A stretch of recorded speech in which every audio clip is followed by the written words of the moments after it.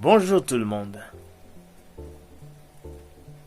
Aujourd'hui, j'ai l'immense plaisir de vous présenter la crise révolutionnaire de 1843 et 1844. En effet, le 19e siècle haïtien est marqué par une suite de dictatures, de coups d'État et de nombreuses crises qui laissent toujours le pays dans le bourbier, incapable d'instaurer une démocratie solide pouvant conduire le pays au développement. En réalité, la crise de 1843 se développe en plusieurs phases. Premièrement, la réaction des nationalistes à la signature de l'ordonnance de Charles X. Deuxièmement, l'opposition parlementaire. Troisièmement, la revendication des classes moyennes, urbaines et rurales. Et enfin, la réaction de la bourgeoisie face au mouvement populaire.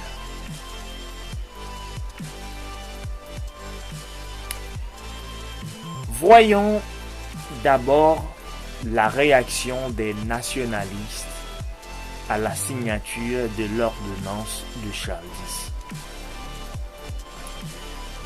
Suite à la signature de l'ordonnance de Charles X, on assiste au mécontentement des masses paysannes face à l'application du Code rural de 1826.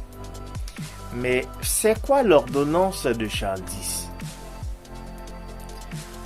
Au lendemain de l'indépendance, Haïti ne pouvait pas entrer dans des relations diplomatiques et commerciales avec d'autres pays parce que les grandes puissances de l'époque refusaient d'accepter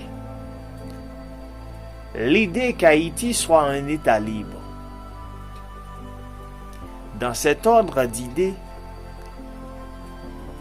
la France exige d'Haïti 150 millions de francs payables en 5 ans. C'est une forte somme susceptible de ruiner un petit pays et à peine indépendant. La dette sera ensuite réduite à 60 millions payables en 30 ans pour dédommager les anciens colons dépossédés lors de la guerre de l'indépendance.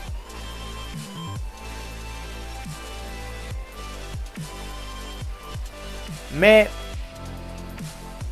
qu'est-ce qui est inscrit dans l'ordonnance?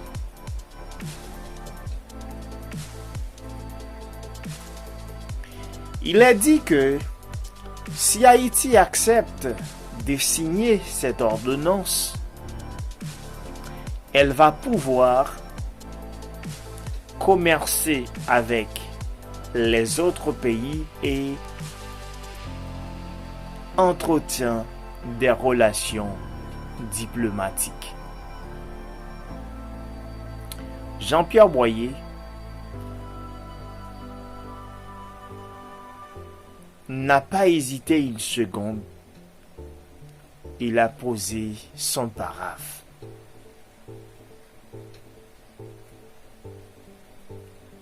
C'est ce qui va susciter la colère des nationalistes en reprochant à Jean-Pierre Boyer de s'écarter de la ligne nationaliste tracée par ses prédécesseurs pour sacrifier l'honneur national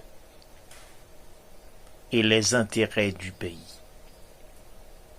De l'autre côté, la jeunesse libérale ne cesse de réclamer à grands cris la fin de la gérontocratie et l'absolutisme du régime de Jean-Pierre Boyer. Pour répondre aux exigences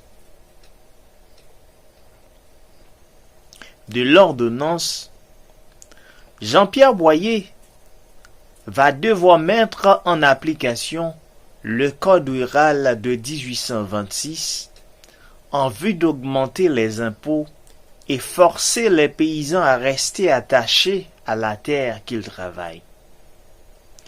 Cette mesure va créer beaucoup de frustration au sein de la masse parce qu'elle se croyait être esclave sans pour autant porter le nom.